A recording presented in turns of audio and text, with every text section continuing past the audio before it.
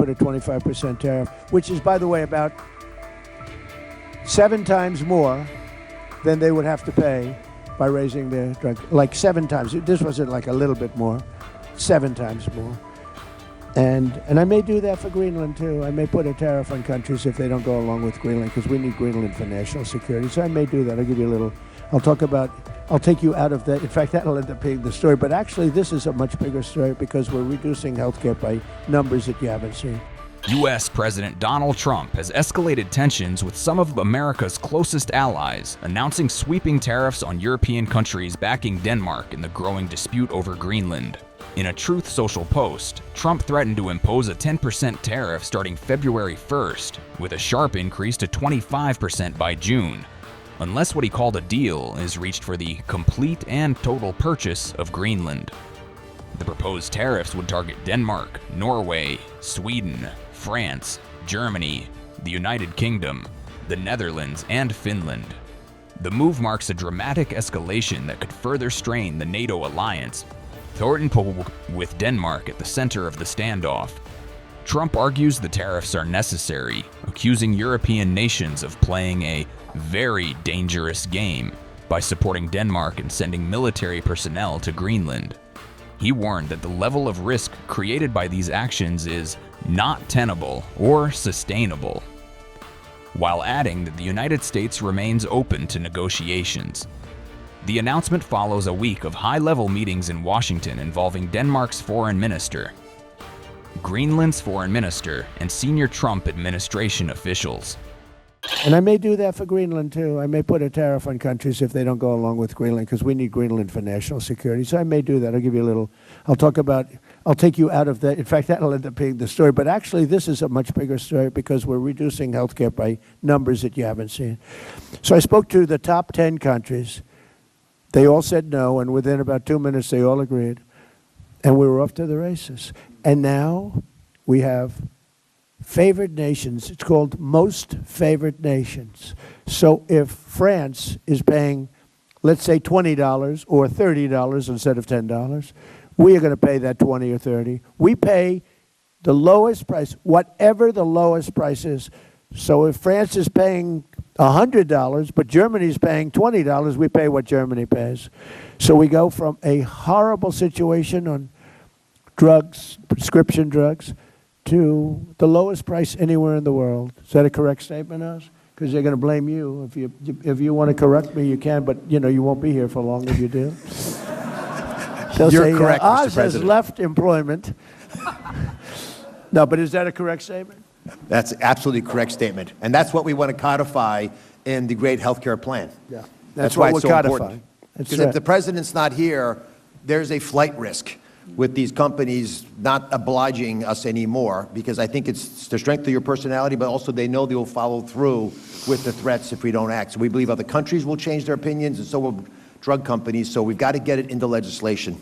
Well, if you have the wrong president, the countries have tremendous influence over us. They look, why did we go to an income tax system instead of a tariff system? We had the wealthiest nation. If you go back to the 1800s, 1887, we had money, so much money, we didn't know what to do with it. But the countries at that time, no different. They have a tremendous influence over this country. For whatever reason, I don't know, but they do. So if you have the wrong president, they'll change the system in 2 minutes. I mean, they'll change it. And the drug companies are very powerful, too. You have to deal with them. In this case, it was both. I mean, you had a problem with the drug companies, but you had a tougher problem, in theory, other than the fact that I understood how to deal with them. And I'm the tariff king, and the tariff king has done a great job. And I hope we win the Supreme Court case, because if we don't, be a shame for our country.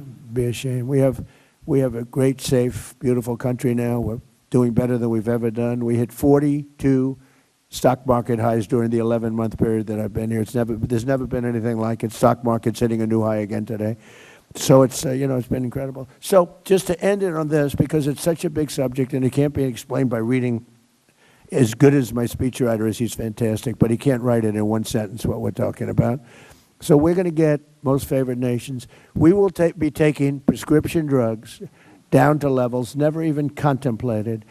And that's all great for healthcare, because when you're paying a tiny fraction of what you had anticipated paying prior to today, prior to this month. This all took place over the last month and a half. And the sad part is that when we first announced it, and we did it in a little bit more general form, when we first announced it, the Times did a story on page 22 or something, way back in the little story in the back of the newspaper. This is the biggest revolution in the history of medicine in this country because it's price. You're going to buy the drugs for a small fraction of what you were paying for them last month. And I tell the story of my first term. I was the one, after 28 years, that got drug prices down. It was either 1/4 or 1/8 of 1%. I got them down for the year. First time in 28 years. I was so proud of myself, I called a news conference. I said, ladies and gentlemen, for the first time in 28 years, drug prices have gone down for the year. 1/8 of a point. In fact, I had a chart. It was the worst chart I've ever seen. It was a line that went from January to December, and it was dead straight. You had to get a little, like a carpenter uses to see. I said, this doesn't look good. It's not the greatest line, but I was proud of it because it did. It went down either 1/4 of a point or 1/8 of a point, tiny. And now think of what we're doing. We're bringing medicine down by many times.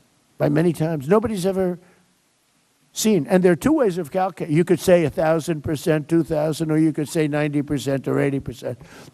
The Democrats want you to say 90 or 80, but there are two ways of calculating it. You understand that, Dan? And we'll take either way. It doesn't matter.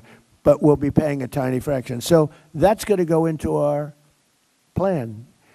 And what Oz said is very important. It's very important that whoever is in this office is, strong and intelligent. And if they're not, they could, it could be ended. But what we want to do is we want to have it codified, so it's very hard to change.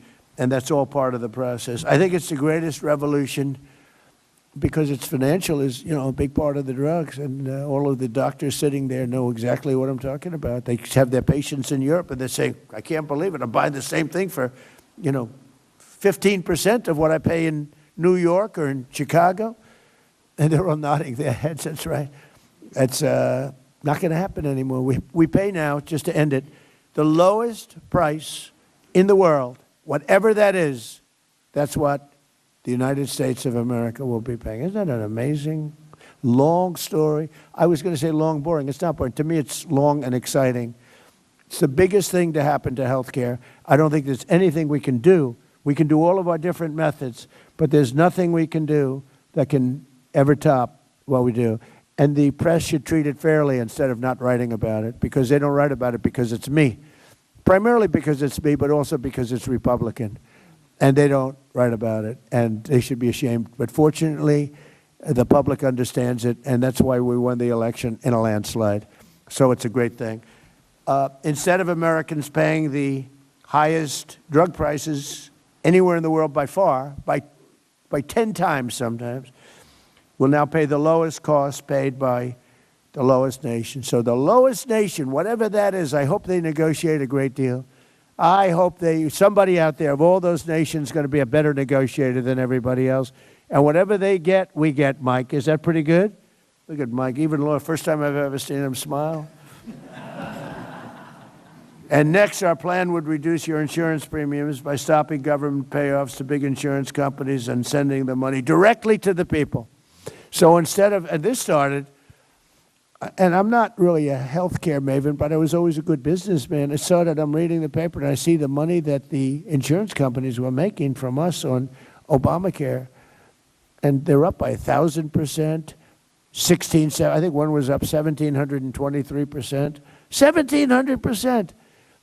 And it's because of the massive amount of money that's sent to them by the United States government. And I said, why don't we just send it directly to the people instead? And I made that statement. It was a common sense statement. I didn't check with anybody. I didn't even call Oz or anybody. It just made sense. I made a statement, and it went viral. Can you believe it? It was so popular. In other words, we cut out the insurance companies. They're making a fortune.